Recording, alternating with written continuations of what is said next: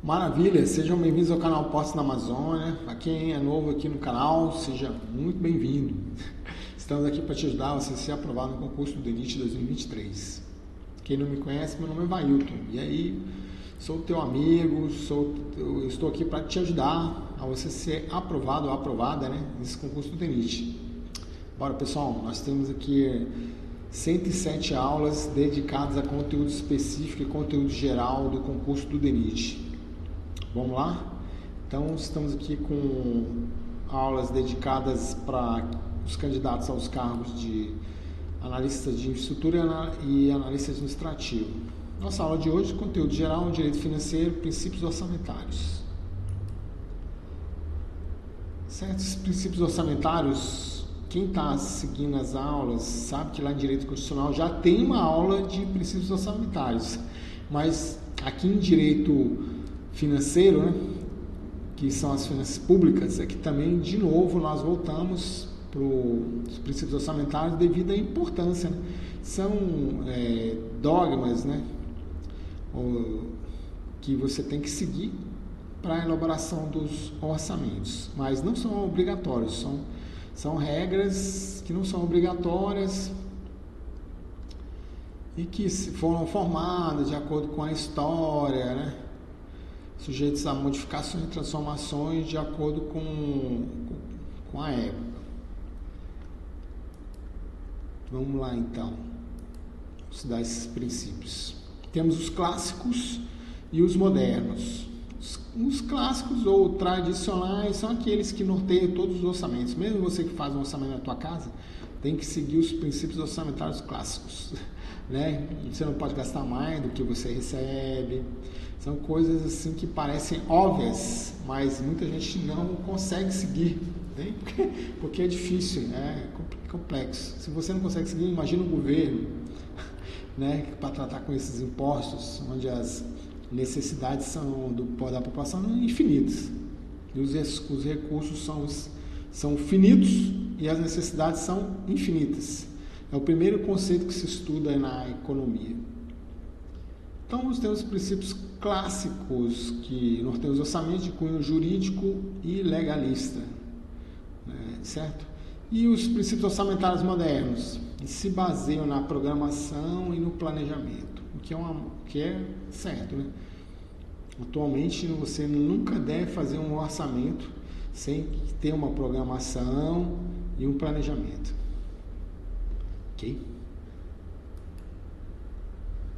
Então, o princípio da anualidade, esse é o mais fácil que tem, que é um princípio, você faz um planejamento do orçamento para o ano que vem. Então, o orçamento tem que seguir o exercício financeiro anual. Beleza? O princípio da clareza. O orçamento deve ser claro, de fácil compreensão por qualquer indivíduo. Nada de complexidade, apesar de ser um pouquinho complicado, aquelas funções programáticas, não sei o quê. Quem já viu a LOA vai achar meio complicado, mas aqui isso é contra o princípio da clareza. Quanto mais simples for o orçamento de fácil entendimento, melhor. Esse é o princípio da clareza. Princípio do equilíbrio. Gente, isso é claro, evidente. Valores autorizados para a relação de despesas, você é compatível com os valores previstos para a arrecadação das despesas. Quer dizer, você só pode gastar aquilo que você tem recursos, você não pode gastar mais do que você recebe, certo? Então você não pode gastar de forma infinita, porque os teus recursos dos impostos que você recolhe são finitos, certo? O princípio do equilíbrio. Senão você vai criar um rombo nas finanças públicas, Aí isso é o problema. Isso não é bom. O princípio da exclusividade não poderá ter matéria estranha, exatamente. Vocês já ouviram falar na expressão do jabuti em cima da árvore? Então, isso aí, na política fala-se muito disso, no legislativo, jabuti em cima da árvore. Por quê? Você tem uma árvore, aí de repente alguém coloca um jabuti lá em cima da árvore. Quer dizer, é uma coisa estranha, que não tem nada a ver com a árvore. Então, e os nossos orçamentos são baseados em leis complementares. Então, tu tem a Lei de Diretrizes Orçamentárias, a Lei Orçamentária Anual, a LOA, né? E tem também o Plano Plurianual. Todos são leis. Se você começa a colocar coisas estranhas nessas leis que só devem tratar de orçamento, aí fica complicado. É o jabuti em cima da árvore. Isso é contra o princípio da exclusividade. Quer dizer, essas leis só podem tratar de orçamento público. Tá bom, pessoal?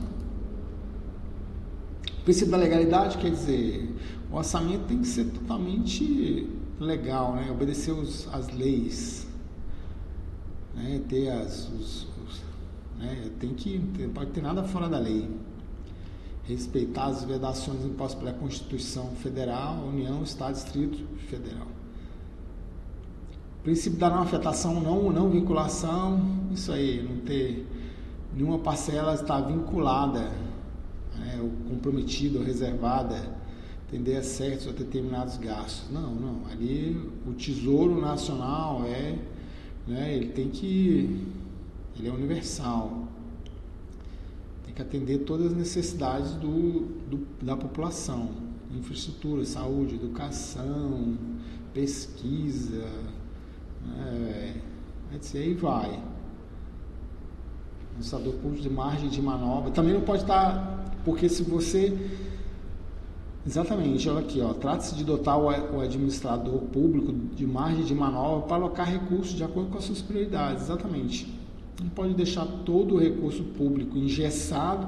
Isso aqui é para isso aqui é para aquilo. Porque senão acontece algum problema lá, o gestor não tem como sanar, comprar Vai ver, o gestor tem 100 milhões lá com ele, só que ele não pode comprar um palito de fósforo, porque não está destinado para o palito de fósforo, mas ele precisa, acaba a energia, vamos acender uma vela aqui, não tem dinheiro. É um absurdo, mas acontece. Princípio da publicidade.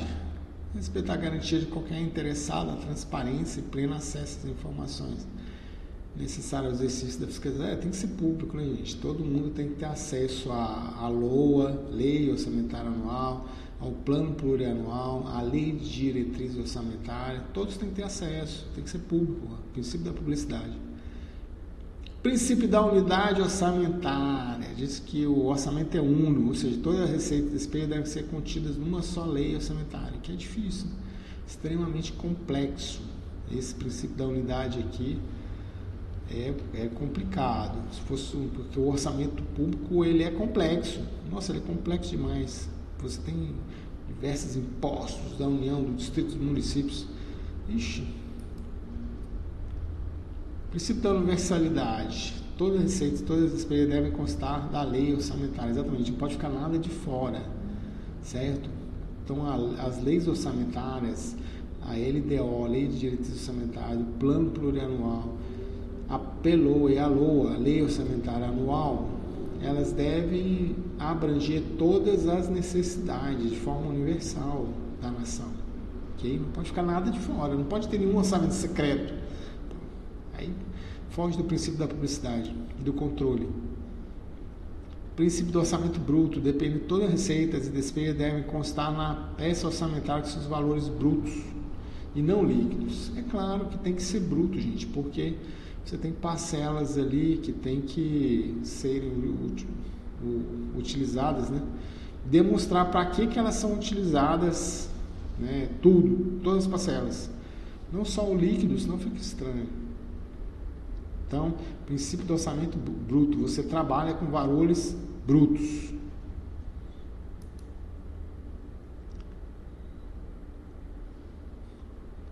Tá, e os princípios modernos? Como eu já expliquei, os princípios clássicos são aqueles historicamente foram idealizados pelos filósofos ali para a elaboração de orçamentos públicos. Já os orçamentos modernos, eles visam implementar nesses orçamentos clássicos, certo? O quê? A programação e o planejamento. Okay? O que é super importante. Então, o princípio da simplificação. O planejamento do orçamento deve basear-se a partir de elementos de fácil compreensão.